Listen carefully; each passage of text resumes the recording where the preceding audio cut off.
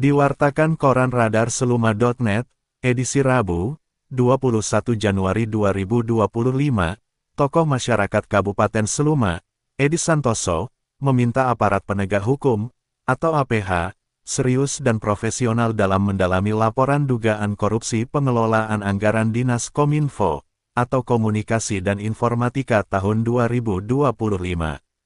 Sejak laporan dugaan penyimpangan tersebut disampaikan ke Kejaksaan Negeri Seluma, pada 12 Desember 2025, hingga kini, penanganannya belum terlihat signifikan. Harapan kita jelas, APH harus serius menangani laporan dari rekan-rekan kita, jangan sampai laporan dugaan korupsi itu terkesan diabaikan. Jika nanti terbukti ada pelanggaran atau tindak pidana korupsi, maka terapkan aturan dan sanksi sesuai hukum berlaku, kata Edi Santoso, seperti dikutip koran Radar Seluma.net. Dia menegaskan, anggaran publikasi merupakan bagian dari keuangan negara, yang notabene adalah uang rakyat, sehingga pengelolaannya harus transparan, akuntabel dan adil, tanpa ada praktik yang berpotensi merugikan negara, maupun menciderai kepercayaan publik. Untuk itu, setiap laporan yang disampaikan masyarakat, harus diproses sesuai mekanisme dan perundang-undangan. Ketegasan aparat penegak hukum, dalam menangani setiap kasus akan menjadi cerminan komitmen pemerintah, dalam memberantas praktik korupsi di daerah. Jika laporan tidak ditindaklanjuti, tentu akan ada dorongan agar pelapor, menyampaikan laporan ke tingkat lebih tinggi.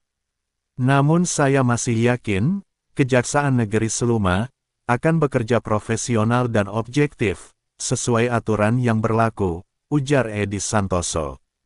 Sebelumnya, DPP Lembaga Swadaya Masyarakat, atau Dewan Pimpinan Pusat LSM Pelangi Provinsi Bengkulu, melaporkan dugaan korupsi dana publikasi tahun anggaran 2025, di Dinas Komunikasi, Informatika, Persandian, dan Statistik, atau Diskominfosantik, kepada Kejaksaan Negeri Seluma.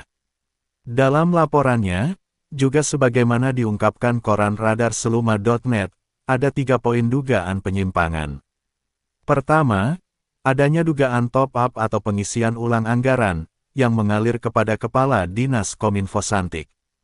Kedua, adanya dugaan praktik setor ulang, serta dengan alasan tertentu, termasuk anggapan bahwa ada sebagian media sulit diatur, pembagian anggaran publikasi kepada media tidak merata. Dan ketiga, dugaan adanya media tertentu menerima anggaran publikasi dalam porsi jumlah besar, sementara media lain tidak mendapatkan bagian sama sekali.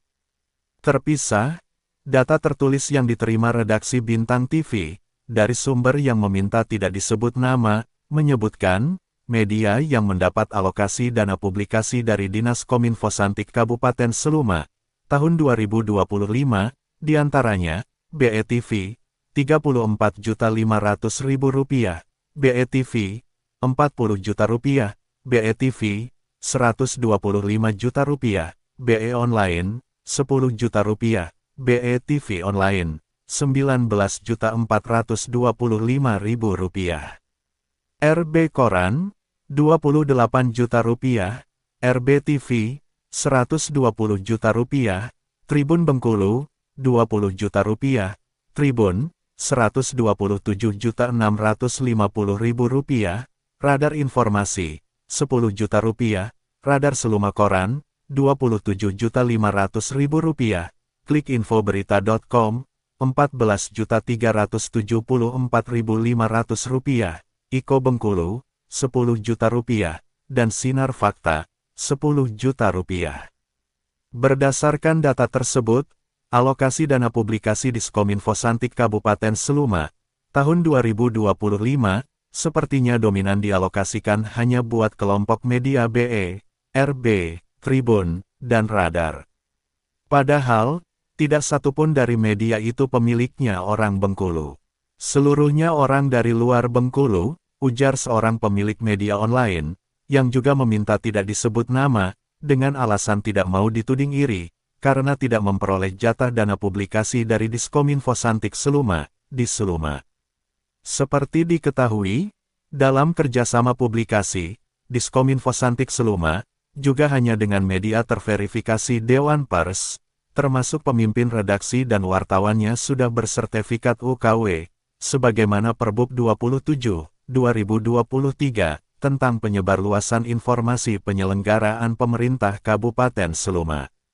Produser Eksekutif Bintang TV, Khairuddin MDK, saat dikonfirmasi, berpendapat, meski Perbub Produk Bupati Seluma, Erwin Oktavian, menjadikan Undang-Undang 40.999 tentang pers sebagai dasar hukum, justru dikategorikan melanggar undang-undang tersebut.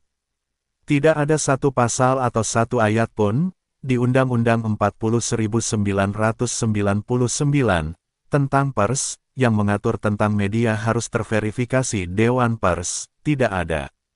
Berdasarkan Bab 6, Pasal 9, Ayat 1, setiap warga negara Indonesia dan negara, berhak mendirikan perusahaan pers. Ayat 2, setiap perusahaan pers, harus berbentuk Badan Hukum Indonesia, tegas Khairuddin MDK.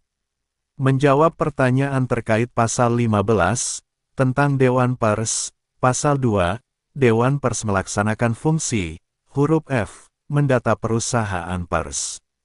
Mendata, bukan memverifikasi, ujarnya. Dari Studio 1 Bintang TV Bengkulu, jurnalis Bintang TV Seluma, Suparman, bersama tim, melaporkan.